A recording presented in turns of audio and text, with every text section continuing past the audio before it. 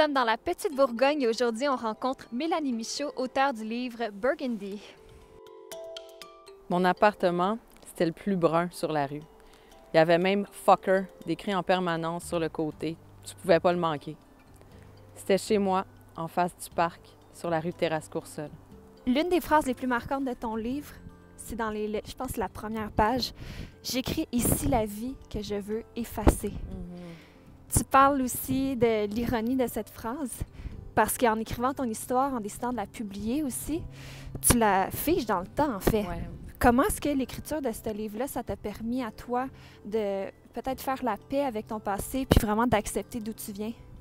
Bien, c'est exactement ce qui s'est passé dans le processus d'écriture. On dirait que j'ai arrêté d'avoir honte d'où je venais parce que là, tout le monde allait le savoir, là, que je venais d'un milieu très pauvre, très violent.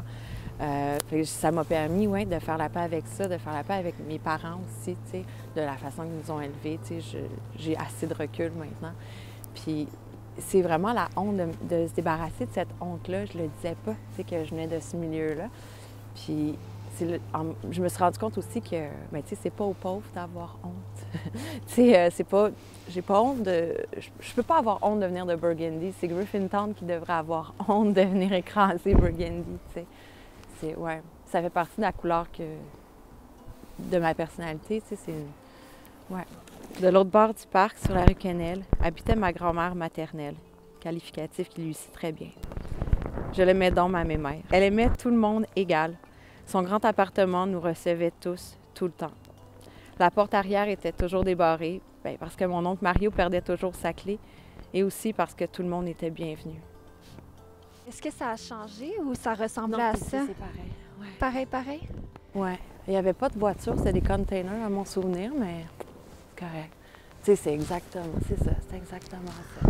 Il fallait que je te dise, j'ai dévoré ton livre. C'est tellement écrit de manière crue, vraie, sans censure. Puis ça fait du bien, écrit dans du québécois. Ouais. Avoir un vrai portrait de ce quartier, la Petite Bourgogne, qui est pas... il n'y a pas de froufrou.